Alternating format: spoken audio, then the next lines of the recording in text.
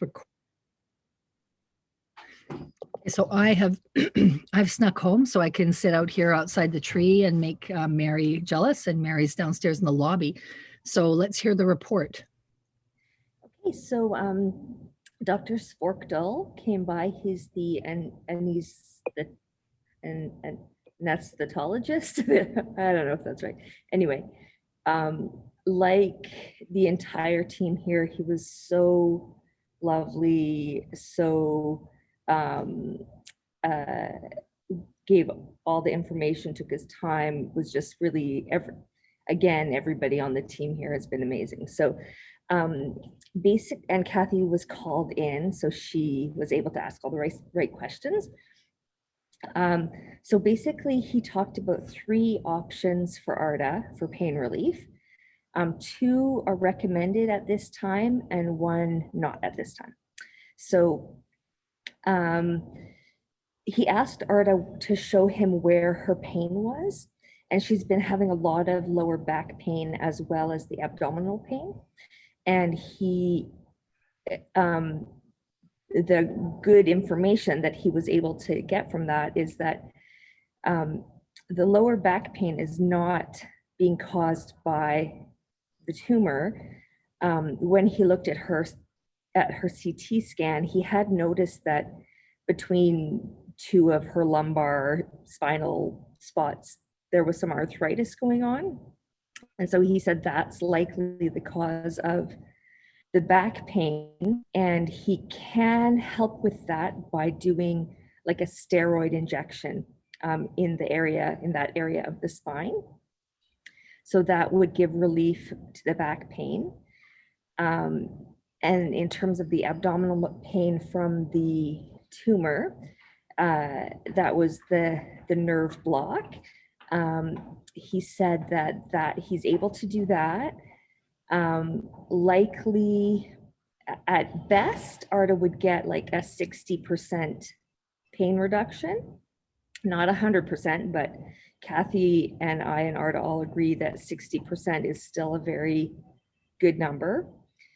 And that he can do both of those procedures at the same time. So the steroid injection and the nerve block. The third option is to put an epidural port in, but the downside of that is that you can't administer medication through the epidural port outside of the hospital. So if she goes with that option, it means she stays in hospital. But he also said, that's an option for down the road if ever other pain mitigation strategies don't work. So he recommended the first 2, for the back pain and the abdominal pain. Kathy asked him about what risks are associated with the procedures. As with all procedures, there are risks. They're very minimal, like 0.1%. Like AstraZeneca, like the risk of clots from AstraZeneca. Yeah, so far, Rebecca, you don't have a clot, right? No clot so far.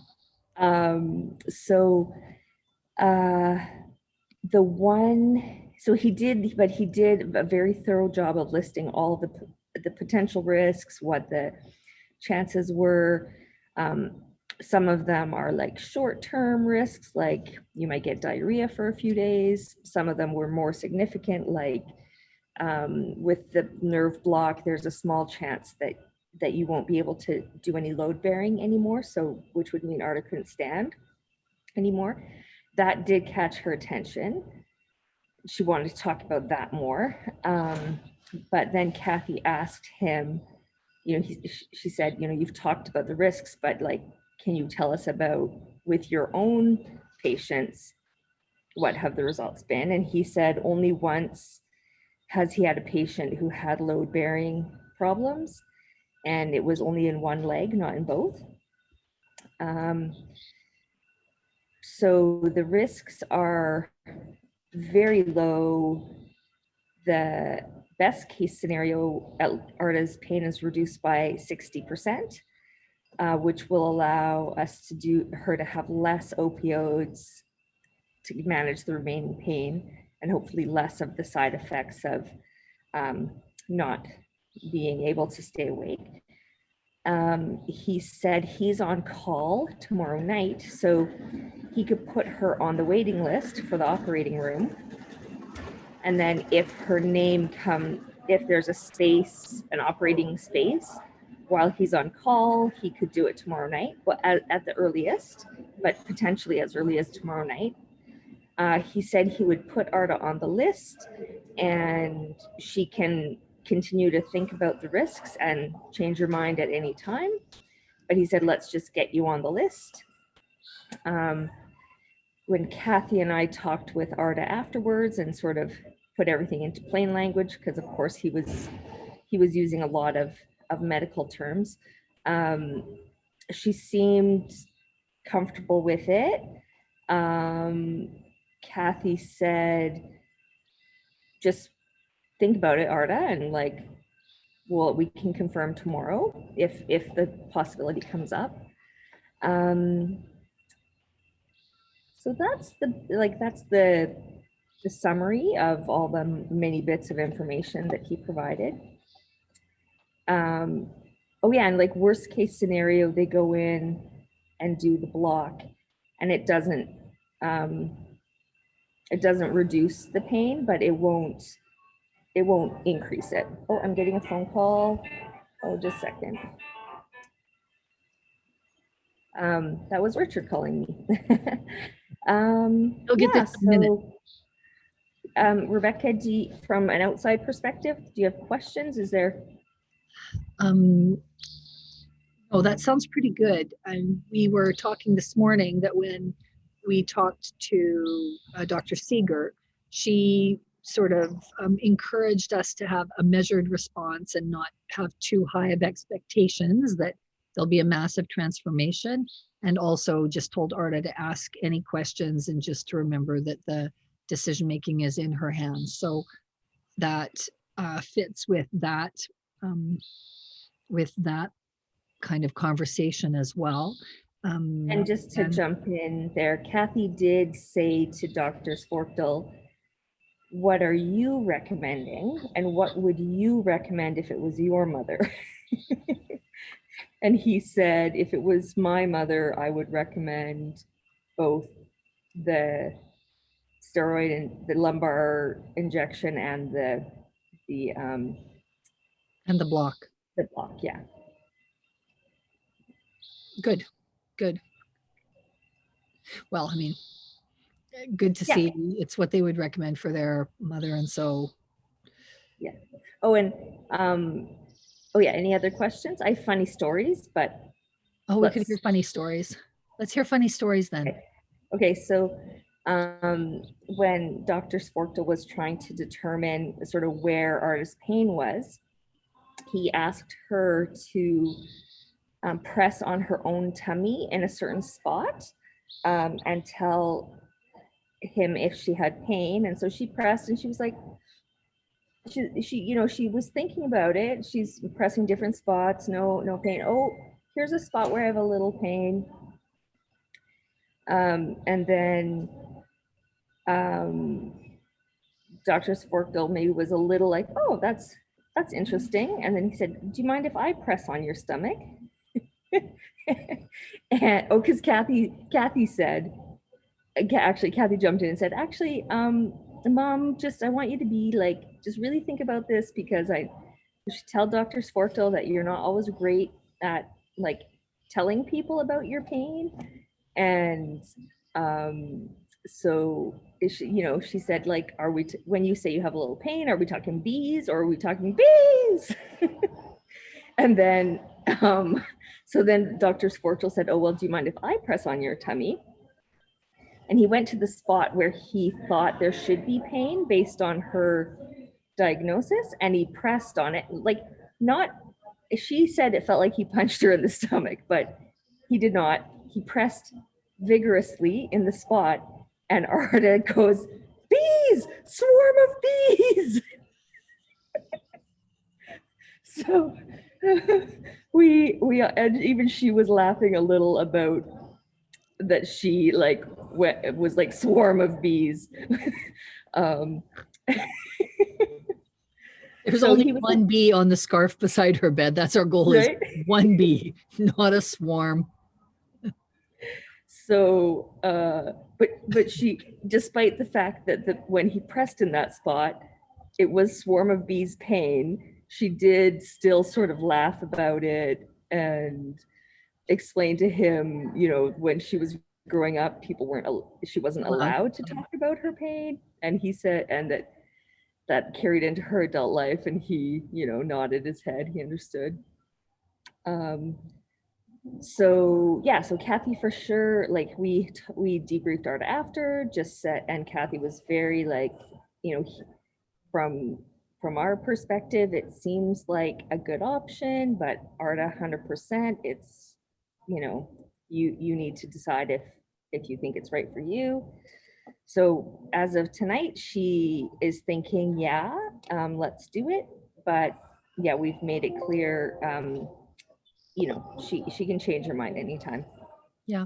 And the conversations I had with her this morning, so nice things today. She had some cream of wheat.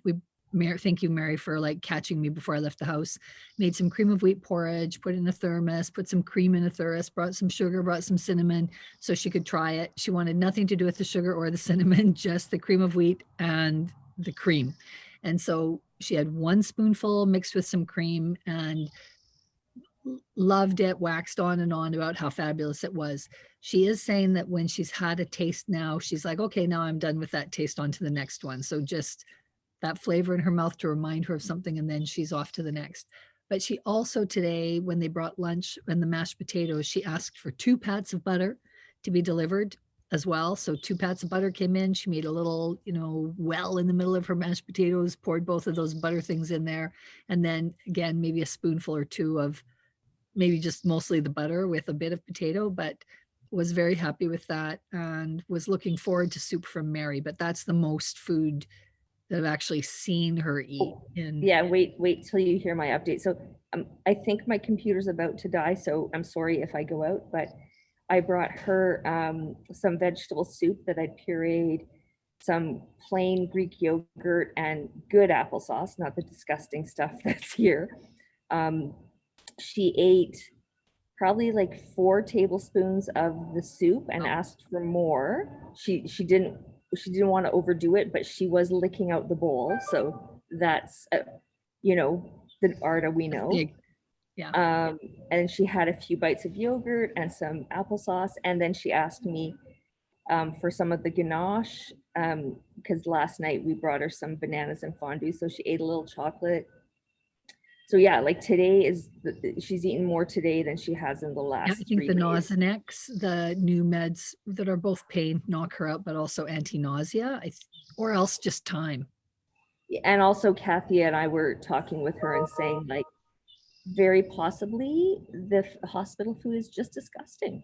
And that's part of it too. Like if you've tried this food, they bring you the same thing every day and it's not really palatable, that doesn't help with appetite either. So I just told Arta from now on, I'm bringing her food every day. We're going to bring 4 or 5 different things. Thank God cooking is one of Mary's languages of love. But I do want to demonstrate. Mary went out and bought a nice cheese loaf for us today. And every single piece in the loaf looks like this. And nobody's done this. The whole loaf from start to finish, it looks beautiful on the outside. And there is a gigantic hole that goes from the first slice right through the whole middle to the other end. That is hilarious. I think I paid $5 for that bread. Should have only had to pay $2.50. But see, this is a good demonstration of me. Like people from the outside, people think I'm really nice, but inside, I have a cold, flat heart. I'm empty inside. Okay, I don't want your phone to die out or your computer, so that's. I've got a charger. It's just up in the room, but I think that's basically the update. Arta's still pretty much sleeping most of the day, but that's also not a bad thing. I was going to say, and she's asking for the drugs. The other thing, and that she said today, is she does not want to be even right now, she's not ready to come home because when she wants the drugs, she wants them now. So Yeah. she's also, when we're like, oh, you should be able to come home, she's she's in no. Until she is really not in pain, she does not want to come home. Yeah. So, and she's, so yeah, as long as we're there night and day, 24 hours a day to take care of her, she's totally happy there. Yeah. As long as they keep letting us in the door, probably as our exception to everyone else's, like, So far, like now everybody knows us. We keep, you know. oh, looks like Mary's phone just died. I heard that bing before. Okay, that's the end of the thing. I'll send this out to the rest of you. See you later.